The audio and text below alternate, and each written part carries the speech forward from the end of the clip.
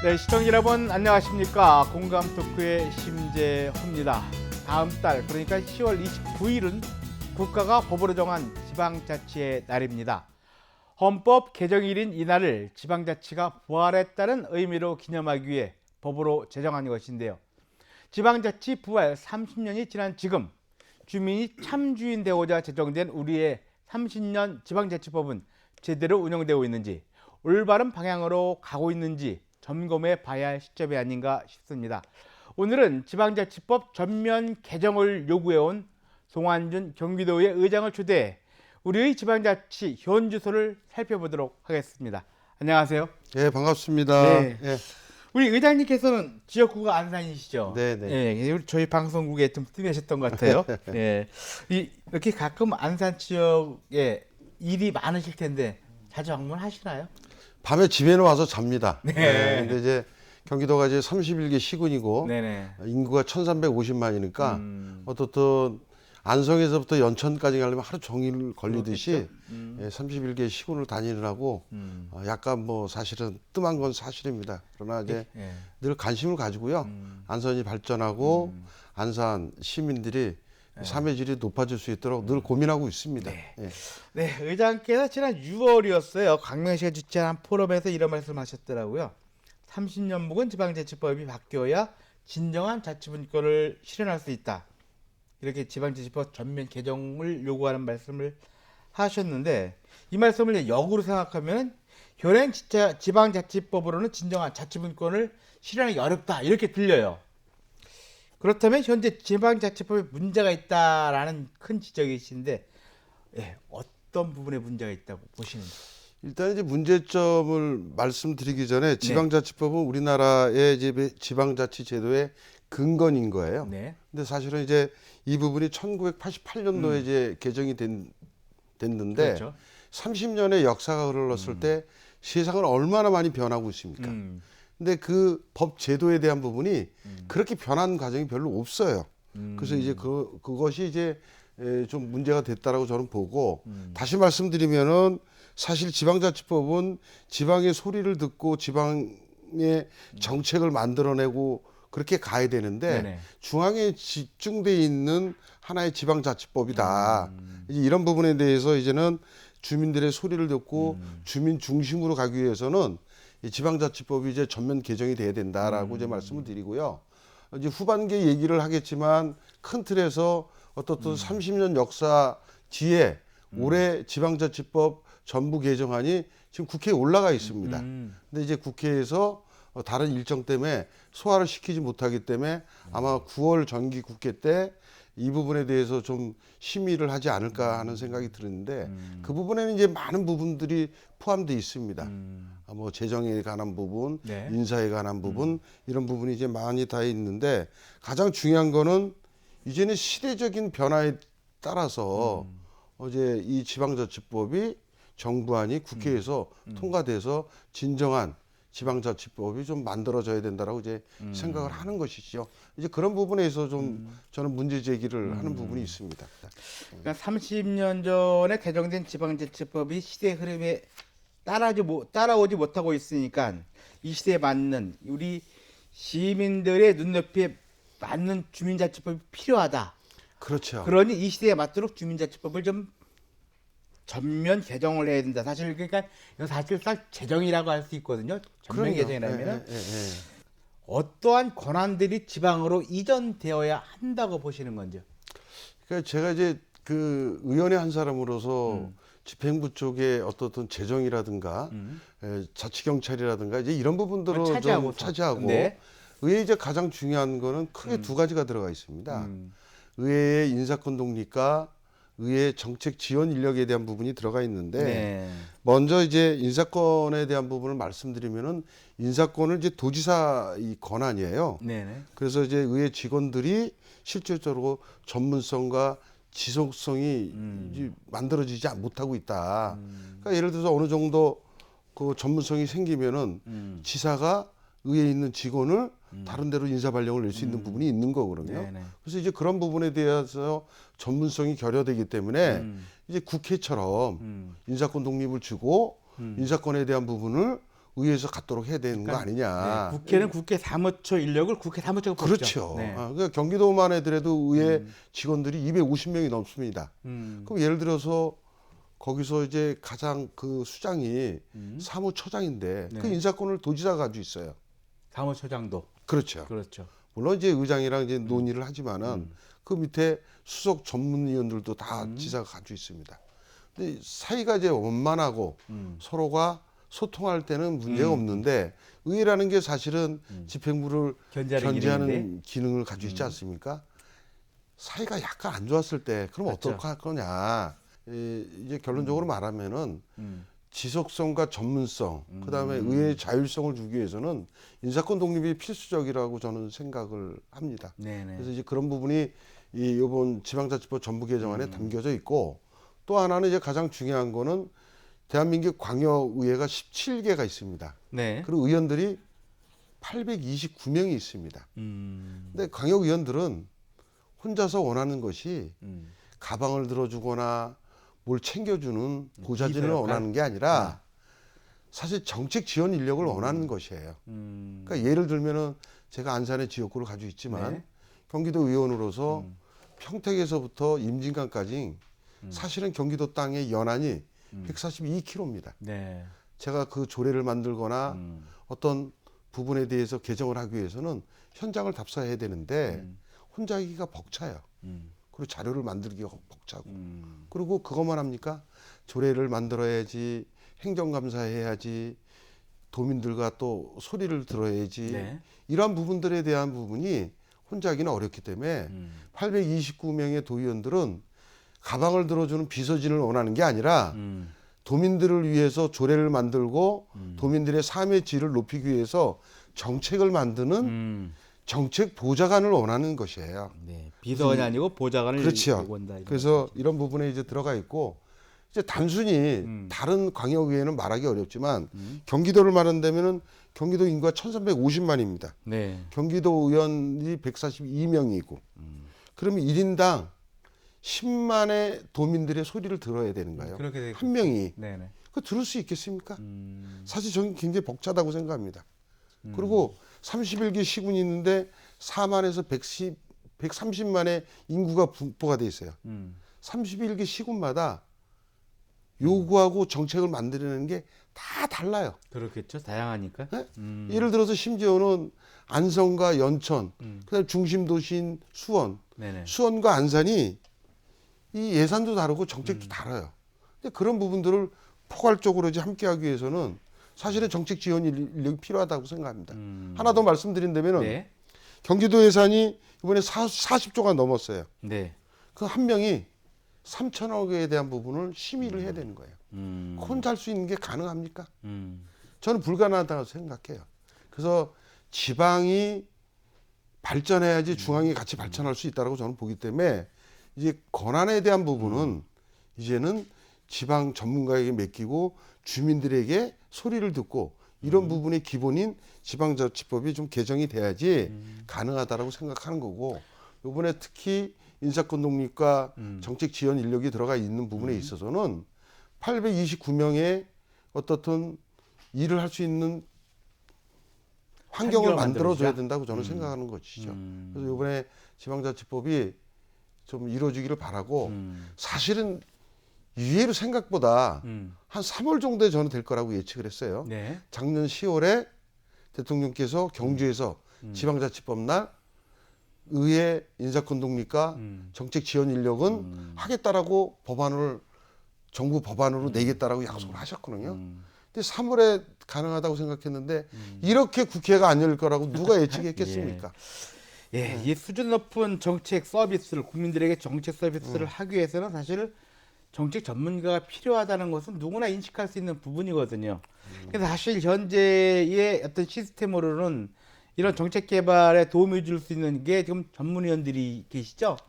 이분들의 역할이 실제 정책 그 보좌관들 역할과 다를 수 있을까요? 아, 다르죠. 어느 정도 그러니까 있어요? 이제 국회는 예산과 행정과 이렇게 구분이 돼 있는데 사실 광역의회는 행정이 중심이 돼 있어요. 근데 저는 사실 의회의 가장 기본은 전 세 가지라고 봅니다. 조례를 만드는 입법, 예. 예산, 행정이 세 개가 어울려져서 함께 가야 되는데 이러한 부분에 대해서 행정과 예산은 어느 정도 약간 뒷받침될지 좀 모르지만 정책에 대한 부분은 사실 어렵다. 그래서 정책 지원 인력이 사실은 좀 돼야 된다라고 생각하고 네. 이것도 많은 인원을 원하는 게 아니라 한 명을 원하고 있는데도 사실 그렇게 만만치 않습니다. 뭐 이렇게 도에서 뭐 전문적인 그 정책 보좌관을 필요로 한다. 그런데 도민들이 호응하는 면이 아직도 좀 부정적인 면이 없지 않아 있다라는 것은 그동안에 견제해야 하는 그 기능을 제대로 하지 못하고 있었던 어떤 하나의 빌미도 되지 않을까 싶어요. 그렇다면 이 견제 기능이 제대로 작동되지 못하고 있다는 지적이 없는데 이런 지적이나 평가를 피하기 위해서 우리 의회의 기능을 뭐 찾기 위해서는 또 뭐 나름대로의 어떤 뭐 시스템이 필요한다든지 이런 게 있지 않을까요? 생각이 이제 차이인데 물론 그렇죠. 저는 이제 그렇게 생각합니다.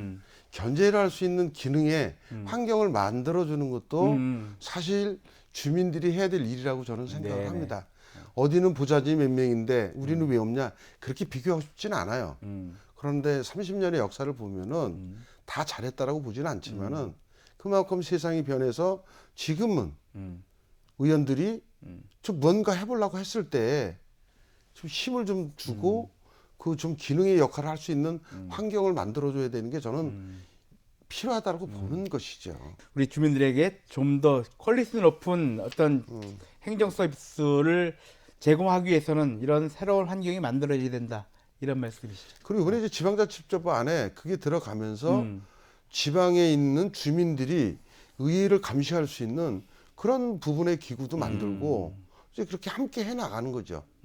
우리 지역구 얘기 좀 한번 해볼게요. 회장님의 지역구는 안산 단원구 1일 선거구죠? 제 1선거구입니다. 일선거구. 네네.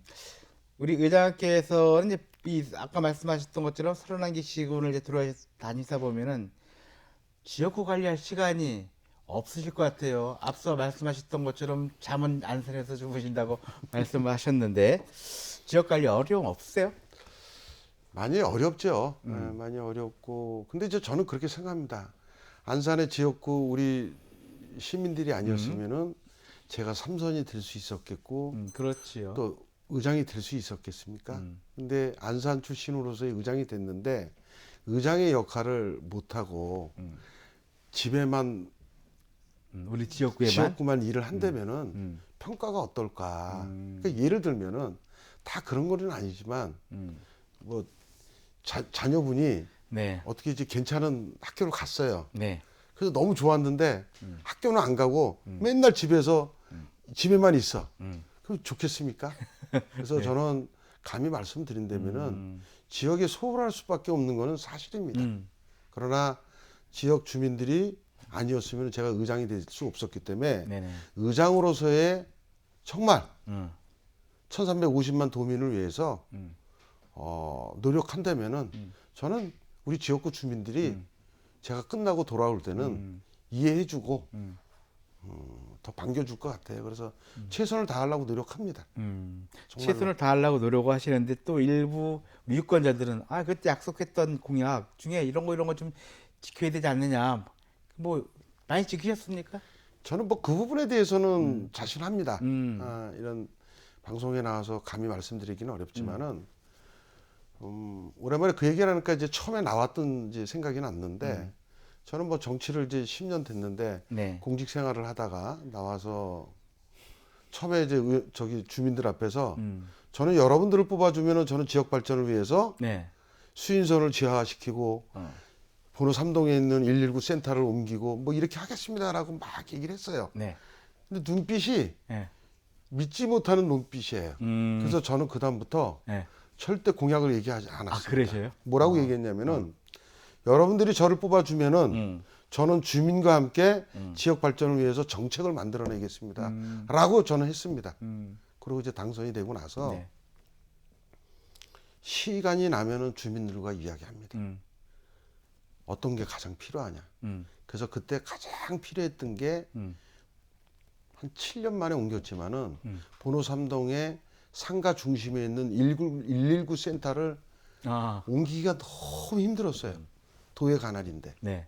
시랑도 같이 좀 정책을 논의해야 되니까 119 센터가 이전이 됐는데 거기에 무엇을 하는 게 좋냐를 저희 리더자들이 개입 안 합니다. 주민들에게 맡겼습니다. 그러니까 주민들이 주차장을 질 거냐 무엇을 할 거냐 막 하다가 결국에는 도서관이 낫지 않냐라고 결정을 했어요. 그럼 그 결정할 부분을 정책적으로 예산으로 담으려고 노력을 하는 거죠. 다시 말씀드리면은 지금 많이 부족했지만 좀 시간이 허락된다면은 주민들에게 5년 뒤, 10년 뒤 우리 아이들이 나는 안산에서 태어나고 안산에서 자라고 안산에서 삶을 지내는 것이 행복하다라는 거를 환경을 좀 만들 수 있도록 좀 노력을 하겠습니다. 네. 근데 그 기본에 네. 또 가장 중요한 거는 주민들의 소리를 들을 수 있도록 노력하겠습니다. 이걸 여쭤볼게요. 시와 쓰레기 매립장 관련돼 가지고 그 당초에는 이게 골프장이 만들어질 것으로 알려져 있었지 않습니까? 그런데 지금 그냥 경기가든으로 이제 뭐 들어선다라는 보도가 있었어요. 이게 좀 어떻게 진행되고 있는 건가요? 지금 현재는 이제 거꾸로 결론부터 얘기하면은 지금 행안위에 지금 투용자 심의가 올라가 있습니다. 근데 이제 투용자 심의로 올라가는 데 있어서 사실 이 부분은 이제 역사가 있습니다. 네. 8개 이제 시군이 해서 수원, 안양 등에서 8개 지자체가 거기 쓰레기를 이제 다 이제 매립한 예. 거죠. 네. 그래서 이제 94년도에 이제 사업이 종료됐어요. 음. 그래서 이때까지 그걸 갖다가 하고 있다가 15만 평이나 이릅니다. 네. 근데 사실은 그게 경기도 땅이에요. 음. 근데 안산에 있습니다. 음. 어떤 식으로든가 만들어내야죠. 근데 제가 의원이 됐을 때 김문수 지사께서 거기에다가 라인홀 골프장을 만들겠다라는 계획을 가지고 네. 있었어요. 근데 그 자리에 가장 먼저는 라인홀 골프장을 만들었을 때는 우리 안산 시민, 경기도민이 일부만 활용할 수 있는 겁니다. 그렇죠. 그건 저는 안 맞다라고 생각합니다. 그리고 그 쓰레기 매립장에 아직도 규층에는 가스가 약간씩 나오고 있어요. 그래서 저는 안 맞다라고 생각하고 네. 그래서 3개월 동안에 지금 이제 안산시장이신 윤화섭 그때 이제 도의원이셨죠. 네. 저랑 김문수 지사랑 3개월 정도를 싸웠어요. 네. 안산시 도의원들이 다 같이 8명이. 그래서 그걸 백지화 시켰고 저는 사실 거기에다가 무엇을 지지 않아도 보리밥만 심어놔도 되고 잔디만 심어놔도 15만 평의 넓은 뜰은 우리 아이들 거라고 저는 생각합니다. 다시 말씀드리면은 그 15만 평의 땅은 지금 우리들의 땅이 아니에요. 우리 아이들의 땅이지. 그래서 이제 그렇게 얘기를 하고 있었는데 남경필 지사 때 거기에다가 세계정원 경기가든을 만들면 어떠냐라고 제안이 왔습니다. 아. 그래서 저는 오케이 했습니다. 그리고 전해철 의원님도 이 정책은 정말 우리 아이들을 위해서 필수적이다. 그래서 가장 기본이 뭐냐면은 정책을 만들기 위해서는 용역이 들어가야 됩니다. 네. 그래서 이제 용역을 시작했습니다. 근데 용역에 대한 부분이 사실은 PC라든가 이런 부분들이 어떻게 공원이 경제성이 높게 나오겠어요. 그렇죠. 네? 그런데 이제 행안위에 지금 올라가 있는데 사실 진짜 고백을 한다면은 1,000억 정도의 예산이 듭니다. 그래서 지금 이재명 지사께서 너무 예산이 많이 들어서 이거 조금 고민스럽다라고 지금 얘기하고 있는 중이고 그 부분에 대해서 어떻든 전해철 의원이나 저나 일방적으로 그렇게 얘기할 게 아니라 계획된 부분에 대해서 시행을 하자. 그리고 이 부분은 정말 1,350만 도민들을 위해서 세계 정원 가든을 만드는 거고 삶에 지쳐서 좀 더 아이들과 좀 더 쉴 수 있는 세계 정원을 만들자. 그리고 아이들이 세계를 가보지 못하니까 덴마크 공원은 어떻고 덴마크 코스는 어떻고 스위스 건 어떻고 이런 환경을 좀 만들어주자는 의미에서 투용자 심의에 올라갔으니까 10월 중에는 아마 결정이 날 겁니다. 10월 중에는 결정이 날 것이다. 그러면 예. 이제 어느 정도 이제 진행이 될 거고 우리 아이들에게 큰 선물이 될 수 있을 것 같고요. 우리 마지막으로 우리 의장님께서 이제 임기가 1년 남으셨어요. 남은 임기 중에 꼭 하고 싶은 것 어떤 게 있을까요? 일단은 제가 이제 의장이 되면서 공약을 하나 걸은 게 있습니다. 네. 142명의 의원님들이 선출직 의원들이 음. 주민들한테 저를 뽑아주면은 나는 지역 발전을 위해서 뭐를 하겠습니다. 그러고 공약을 했어요. 네. 근데 그 공약을 혼자 하기는 너무 어렵습니다.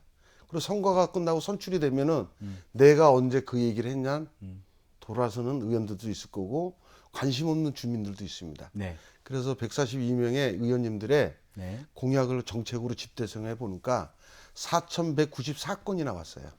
네. 그래서 경기도의회에서 그걸 데이터베이스로 다 만들어서 그 정책을 예산으로 담을 수 있도록 지금 노력을 하고 있고요. 뭐 공약 점검 시스템을 예, 만들겠다. 그래서 하고 있고 또 하나는 저는 31개 시군을 지금 정책 간담회를 다니고 있습니다.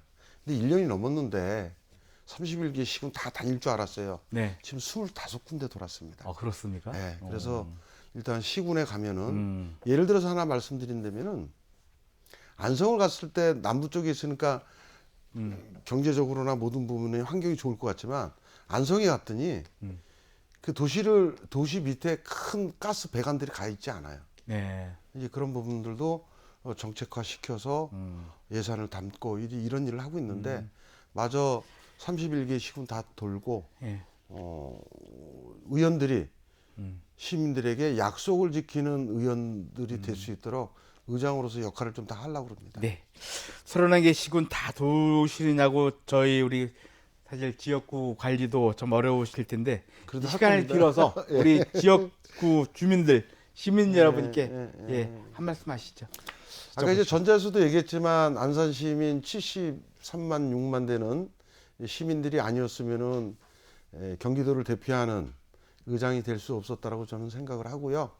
안산이 시흥, 광명, 화성 주변의 도시보다 더 발전할 수 있는 그런 정책을 만들어내고 5년, 10년 뒤에 우리 아이들이 좀 더 안산에서 행복한 삶을 누릴 수 있는 교육 환경에도 좀 집중해 보겠습니다. 그리고 안산에 있는 정치인들과 늘 소통하면서 오직 안산 시민들의 삶의 질이 높아질 수 있도록 노력하겠습니다. 많이 부족하지만 많이 지켜봐 주시고 또한 언제든지 저에게 깔끔한 질책을 해주시면은 제가 수정할 부분은 수정하면서 오직 도민만 바라보면서 남은 임기 동안 최선을 다하겠습니다. 네. 지역구에서는 잘 못 볼 수 있어도 우리 경기도를 대표하는 의장님이라는 거에 대해서 우리 유권자들도 상당히 자부심을 갖지 않을까 싶습니다. 오늘 바쁘신 시간 나와주셔서 감사합니다. 다시 한번 이렇게 초대해 주셔서 진심으로 고맙고 감사합니다. 네. 감사합니다. 예. 네, 지방자치는 주민이 주인되는 세상을 만드는 시스템입니다. 지방자치 제도가 법으로 규정되고 시행되는 지금은 분명히 중앙정부의 일방적 지시에 이루어지는 시대와는 달라야 합니다. 그 다름을 만드는 것은 바로 이 법의 주인인 주민입니다. 동안진 경기도의회 의장과 함께한 공감 토크는 여기까지입니다. 오늘도 끝까지 시청해주신 시민 여러분 고맙습니다. 행복하십시오.